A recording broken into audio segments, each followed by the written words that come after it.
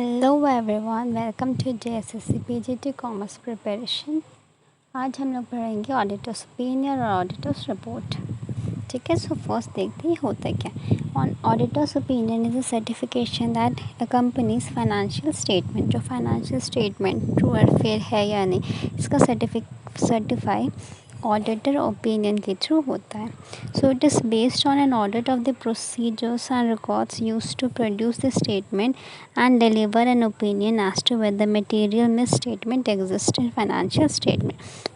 तो वो ऑडिट करते हुए सारे स्टेटमेंट्स को चेक करते हैं कि कोई मटेरियल मिसस्टेटमेंट है या नहीं। एन ऑडिटर्स ओपिनियन में be also called as accountant's opinion. 4 types के ओपिनियन होते हैं। फर्स्ट हम लोग देखते हैं अनक्वालिफाइड ओपिनियन और clean report.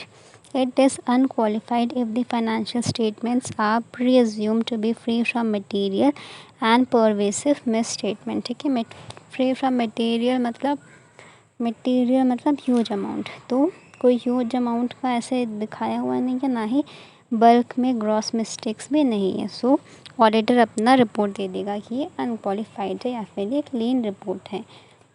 It is given over the internal control of an entity if the management has claimed responsibility for its establishment and maintenance and the auditor has performed field work to test its effectiveness। तो ये एक internal control एक company का देखता है कि कैसे वो लोग अपना रिस्पॉन्सिबिलिटी मेंटेन किए हैं। तो ऑडिटर वहाँ पे फील्ड वर्क में जा कर के देखता है कि ये बहुत अच्छा है, effective organisation.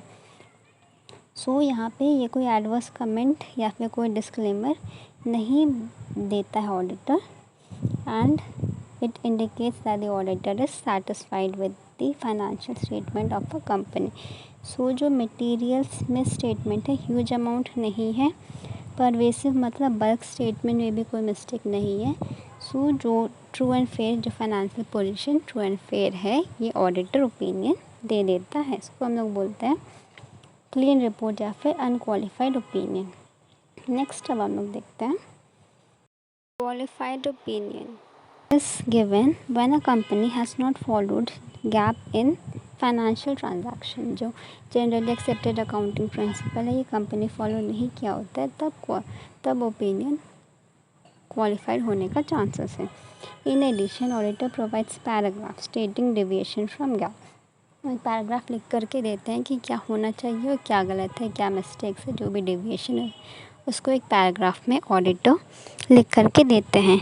It may be due to limitation और restrictions in the scope of audit और ऑन अकाउंटिंग मेथड। सो जो भी लिमिटेशन या फिर रिस्ट्रिक्शंस आएगा स्कोप ऑफ ऑडिट, उसके कारण ये हो सकता है, या फिर वो लोग रॉन्ग अकाउंटिंग मेथड यूज़ कर रहे होंगे। However, the material misstatement and pervasive of deviation does not consist as a whole। So ये जो material misstatement हो रहा है या फिर जो pervasive हो रहा है, इससे हम लोग नहीं बोल सकते हैं कि ये पूरा ही रिपोर्ट अनक्वालिफाइड है। सो इसमें क्या होता है, मटेरियल में जो ह्यूज अमाउंट का है वो हो सकता है, बट जो बहुत सारा बल्क में एरर है ऐसा नहीं है। तो हम लोग एक स्टेटमेंट लिख करके दे देंगे कि सो एंड सो ये वाला एक पोर्शन, एक जैसे मान लीजिए प्लांट या फिर कुछ भी है, उसमें 1 लाख का एक्सपेंस हो गया है जबकि वो 50,000 का ही था। तो जो भी डेविएशन है उसको ऑडिटर शो कर सकता है। Now let's move on to next है हमारा एडवर्स ओपिनियन और negative opinion. It is also called an unfavourable opinion. So इसमें बोल रहा है कि it is not accordance with the GAAP. इसमें ग्रॉस मटेरियल और परवेसिव स्टेटमेंट दोनों है। So it is an indicator of fraud. So material जो ह्यूज अमाउंट का मिस्टेक है वो भी है, एज वेल एज जो बल्क मिस्टेक है परवेसिव नेचर का वो भी है। तो इसमें ये रॉन्ग कर देगा, ट्रू एंड फेयर नहीं है। इसे हम बोलते हैं एडवर्स या फिर नेगेटिव ओपिनियन। नेक्स्ट अब हम लोग देखते हैं disclaimer of opinion. Unable to complete audit report due to absence of records और इनकॉर्पोरेट फ्रॉम मैनेजमेंट। अगर मैनेजमेंट अपने रिकॉर्ड्स शो नहीं कर रहे या फिर वो इनकॉर्पोरेट कर रही है ऑडिटर के साथ, तो ये केस आ जाता है। It is also referred to a scope limitation, indicator of no opinion that is they are unable to determine. So इसमें क्या होता है, मैनेजमेंट अपना फाइनेंशियल स्टेटमेंट दे नहीं रहा है या फिर बोल रहा है कुछ टाइम के बाद देंगे, तो इसमें ऑडिटर बोल नहीं सकता है कि उसका कैसा फाइनेंशियल स्टेटमेंट है। तो इसमें ह्यूज अमाउंट मटेरियल का जो मिस्टेक है वो भी हो सकता है, शायद उसको करेक्ट करना होगा इसीलिए वो लोग नहीं दिखा रहे हैं। एज वेल एज जो बेसिक मिस्टेक है वो भी हो सकता है। सो दोनों हो सकता है, और जो ट्रू एंड फेयर है वो नहीं बता सकते हैं। So it will B disclaimer, वो डिस्क्लेम नहीं कर सकता, कोई ओपिनियन नहीं दे पाता, उसको हम लोग बोलते हैं disclaimer of opinion. Now let's move on to question. When the client imposes such restrictions which affect the scope of audit, then auditor should issue। जब क्लाइंट रिस्ट्रिक्शन इम्पोज करते हैं जो स्कोप ऑफ ऑडिट को affect करता है, उसे हम बोलते हैं qualified opinion। Okay, so here's the explanation. If restrictions affect the scope of audit, it will definitely not allow the auditor to carry out his functions independently। वो अगर restriction लगाएंगे तो ऑडिटर अपना काम नहीं कर पाएगा और वो कुछ एविडेंस सफिशिएंट नहीं दे पाएगा, तो इससे हम लोग बोलेंगे qualified report. Next question, when issuing an unqualified opinion the auditor who evaluates the audit finding should be satisfied. जब हम लोग अनक्वालिफाइड ओपिनियन देते हैं तो ऑडिटर क्या में सेटिस्फाई हो जाएगा?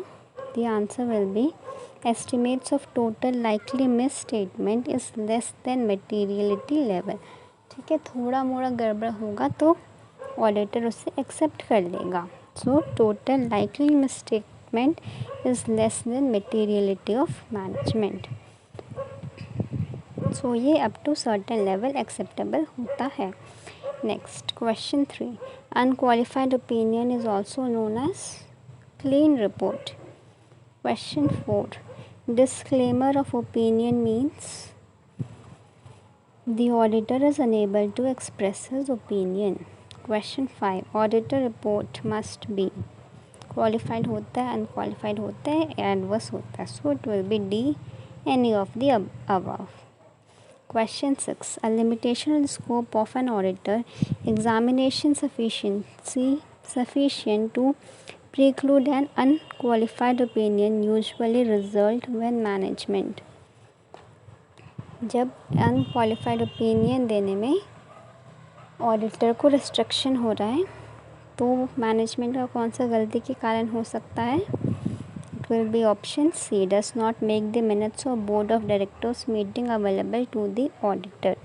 अगर वो लोग बोर्ड ऑफ डायरेक्टर्स का मीटिंग ऑडिटर को अवेलेबल नहीं कराएंगे तो उन्हें अनक्वालिफाइड ओपिनियन जो क्लियर रिपोर्ट देने में प्रॉब्लम आ सकता है। Question 7, in case the auditor gives a disclaimer of opinion in the audit report which of the following paragraph of standards unqualified reports are modified. तो जो अनक्वालिफाइड है report वो कैसे मॉडिफाई होगा? Both scope paragraph and opinion paragraph से। Scope paragraph क्या होता है? जो फैक्चुअल स्टेटमेंट कि ऑडिटर वहाँ पे क्या क्या किया, और ओपिनियन पैराग्राफ जो लास्ट में स्टेटमेंट देता है whether it is true and fair, इसे हम बोलते हैं opinion paragraph. Question 8, if there is no adverse comments in the audit report, कोई कमेंट नहीं है तो हम लोग फर्स्ट में देखे थे ये क्या होगा? क्लीन रिपोर्ट या फिर unqualified report. So that's all for today. Thank you. I hope you're studying well. Any topic which you want to continue, or the topic which you want, so that we can study together. So that's all for today.